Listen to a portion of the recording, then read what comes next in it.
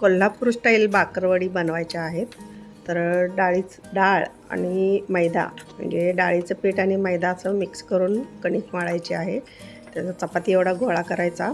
हे पातळ लाटायची आहे, अशी एकदम पातळ लाटायची. जेवढी पातळ लाटेल तेवढी त्या खुसखुशीत होतात. आणि त्याच्या लाटून झाल्यानंतर त्याच्यावरती खट्टी मिठी चटणी, इमलीची चटणी असते ती पसरवायची, पातळ थर द्यायचा. छान लागते. ह्या वड्या आंबट गोड तिखट अशा असतात, त्यामुळे इमलीची चटणी त्याच्यावरती पसरवायची.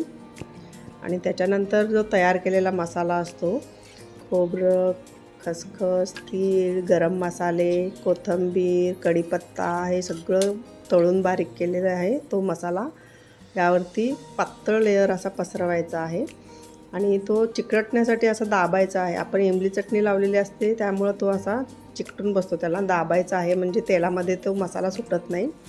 चांगला प्रेस करायचा, एकदम पातळ थर द्यायचा आणि छोटे असं रोल करत जायचं आहे. चपटा रोल करायचा आहे. प्रत्येक वेळेला ती रोल करताना प्रेस करायची आहे. जी पण आपण पोळी लाटलेली आहे अशा घड्या घालायच्या एकमेकावर अशा आणि अशा प्रेस करायच्या दाबून त्या.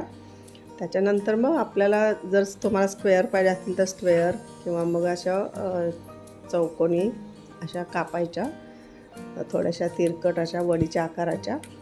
आणि पुन्हा एकदा त्या कापल्यानंतर पुन्हा एकदा प्रेस करायच्या आणि ठेवून द्यायच्या आणि तळायच्या. क्रिस्पी मंद गॅसवर तळायच्या म्हणजे आतून सगळे पदार्थ तळले जातात आणि एकदम क्रिस्पी होतात वड्या. ह्या खूप छान लागतात. तुम्ही अवश्य ट्राय करा. आमच्या ह्या कोल्हापुरी बाकरवडी याला म्हणतात.